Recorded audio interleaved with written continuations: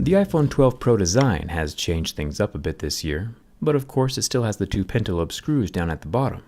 This time around, the iPhone 12 Pro is quite a bit more water resistant as well.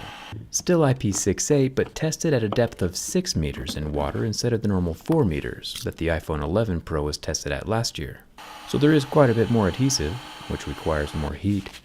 And the screen being inlaid flush with the stainless steel housing also makes things a little more difficult. Long story short, the quickest way to learn something new is by using someone else's mistakes, and as I was lifting up the screen, I didn't go quite deep enough to grab the frame, and I accidentally stabbed the screen under the glass. And while I was able to get the screen off in one piece, that little stab in the wrong spot killed the screen entirely. So it's a good idea to learn from my mistakes if you ever need to open one of these up. The phone is still alive, but now I'll need a new screen. Anyway, besides the fact that I just broke a phone in front of millions of people, there are two tri-point screws holding down a metal plate over the battery. I'll remove those, as well as the metal plate, so we can get to the real goods inside. I'll unsnap the battery ribbon just like a little Lego, along with the screen ribbon. There's another plate up top with 4 more tri-point screws that I'll remove before unsnapping the screen from the phone entirely. Replacement iPhone 11 Pro screens are around $170 right now, so I imagine the iPhone 12 Pro will be priced similarly when they start coming out, if Apple doesn't digitally lock them to the motherboard, making third-party repairs impossible, which they seem to be doing more of lately. There is a smorgasbord of other connectors revealed now that the screen is gone, connectors on top of connectors, so it looks like I'll just be unsnap, snap, snap, snap, snap, snap, snap, snap, snap, snap, snapping them just like little Legos. The last one is taped to the top of the motherboard, so I'll peel it back and move it out of the way before we head over to the cameras. There are 4 screws holding down the metal plate over the camera units. The iPhones are always super complex inside, and this one requires at least 4 different screwdriver bits and a whole lot of organization, since pretty much each screw is a different size and shape. The top camera is the main one, the 12 megapixel sensor with optical image stabilization. Then we have the 12 megapixel ultra-wide camera with no OIS, and the bottom 12 megapixel 2x optical zoom camera which does have that OIS. You might be asking, hey Jerry, what about the LiDAR sensor? And that's a great question. We'll get to it in a second. Still inside of the phone we have the front Face ID and the 12 megapixel selfie camera.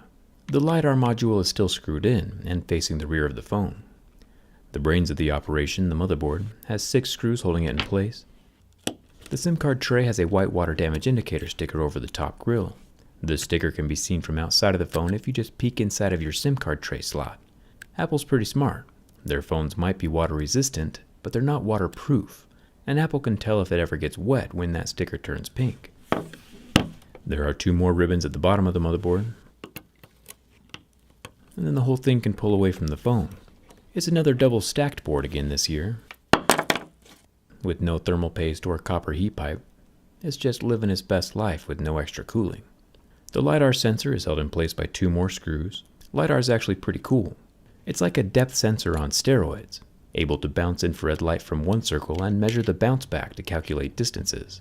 It makes for some really fast 3D scanning and measuring. It's even found in some self-driving cars. Here in the iPhone, it'll probably mostly be used for really fast autofocusing for the camera, but it's still cool to see futuristic technology in a mainstream smartphone. Now, the iPhone battery does have the magical pull tabs, but I'm going to bust your bubble and just break it to you that I basically broke all of them.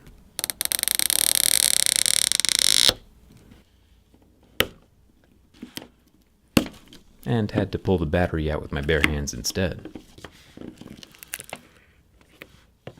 The battery is a bit smaller than last year's iPhone 11 Pro, sitting at just 2,815 milliamp hours. We also get our first look at the top side of the wireless charging coil. Spoiler alert, the other side looks way cooler. But first we'll pull out the loudspeaker. It's a gigantic mess down here with 10 more different sized and shaped screws and standoffs, but we finally do get to lift out the loudspeaker with its water resistant mesh inside of the opening, as well as a new massive orange gasket to help seal up that hole. The SIM card tray is modular, kind of fun. The Taptic engine is also a bit smaller this year, but interesting fact, Apple plopped a Lego style connector right in the middle of the ribbon. Whoever said Apple doesn't innovate has obviously never seen this. Plus, there's this thing down here that looks super important and I don't even know what it does.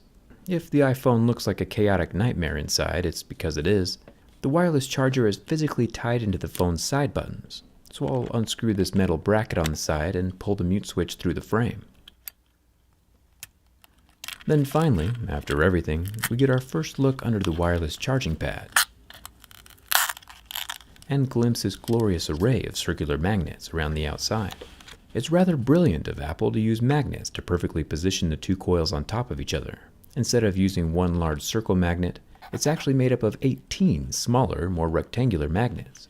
Apple has said that every single magnet used in the iPhone 12 is recycled, which is awesome.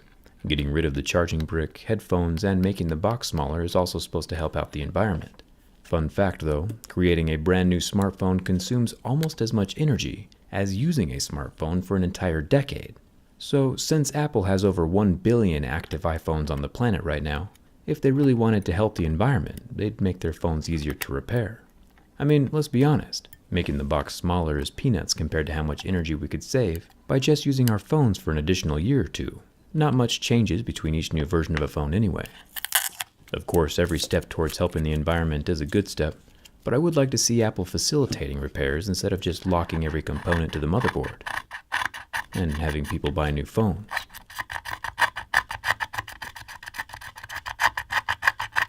Which seems to be their current trend. The underside of the glass can be scratched away, making for a small frosted glimpse into the wireless charger. Apple could make one of the coolest clear phones of all time with this coil, but they didn't. So I did. Every real detail from the inside of the phone can now be seen on the outside, without voiding your warranty. Even the magnets. We can see the magnets, the charging coil, and even the water damage indicator sticker here on the SIM card tray. And if we bring over the magical magnetic MagSafe charger, we can see how the two work together. The charging coil plugged into the wall creates a small energy field that the receiving coil can receive. Science is pretty cool. I'll leave a link for my teardown skin down in the video description,